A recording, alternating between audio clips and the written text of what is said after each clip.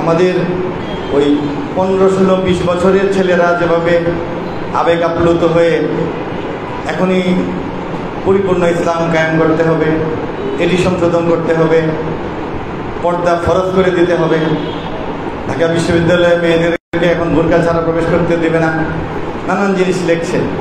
এগুলিতে আমাদেরকে তাদেরকে একটু নিয়ন্ত্রণ করতে হবে যে একসঙ্গে যদি 16 আনা চাই তাহলে 1 আনাও হবে না। এর একটি বড় প্রমাণ কোথায়? আমাদের 2000 মাইল দূরে বা এর চেয়েও কাছে আফগানিস্তানের ইতিহাস আপনারা জানেন।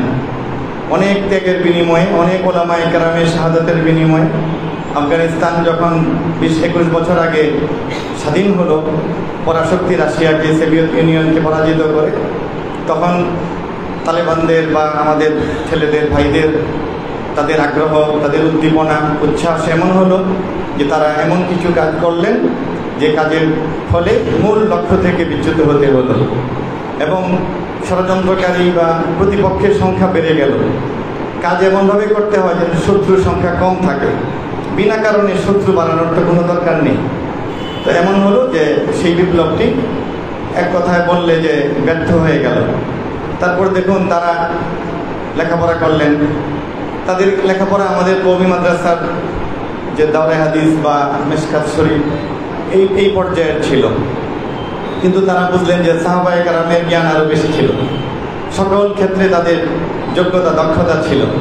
তখন তারা পার্শ্ববর্তী পাকিস্তান, এমনকি আপনার দূরবর্তী কাতার, তুরস্ক, এই সমস্ত সরকারের সহযোগিতা সেই আলিমদেরকে প্রশিক্ষণ দেওয়া হলো, ইংরেজি ভাষা শেখানো হলো, রাষ্ট্র পরিচালনার জ্ঞান দেওয়া হলো, কিছু কিছু সামরিক প্রশিক্ষণ দেওয়া হলো এবং চিন্তাধারাকে উদার করে অগ্রসর হওয়ার চেষ্টাও হলো। ভিতরে ভিতরে তারা জনমত তৈরি করলেন এবং তারা মানুষকে এই বিষয়ে আশ্বস্ত করতে পারলেন যে আমরা যদি ইসলামী হুকুমত কায়েম করি তাহলে আমরা বাধ্য করব না নারীদেরকে লেখাপড়া থেকে ফেরাতে, বা আমরা সংস্কৃতি, শিক্ষা বা বিভিন্ন ক্ষেত্রে কোনো বাধা আরোপ করব না।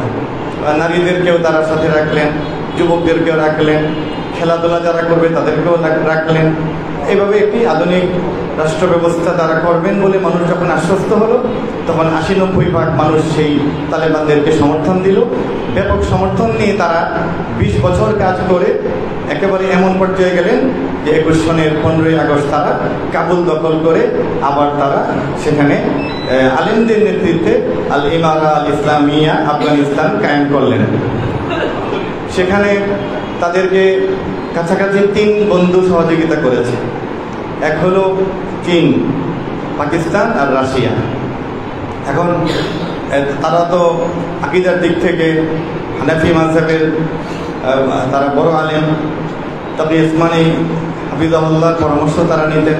তো তারা তো এটাকে বৈধ মনে করলেন যে বৃহত্তর স্বার্থে অনেক বড় পরাশক্তিকে বিদায় করার জন্য আঞ্চলিকভাবে অমুসলিম হলেও তাদের সহযোগিতা নিতে হবে।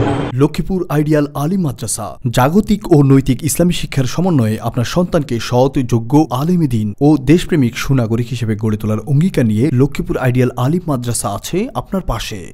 এখানে প্লে থেকে আলিম পর্যন্ত সাধারণ বিভাগ, বিজ্ঞান বিভাগ, হিফজুল কোরআন ও গার্লস শাখায় ভর্তি চলছে।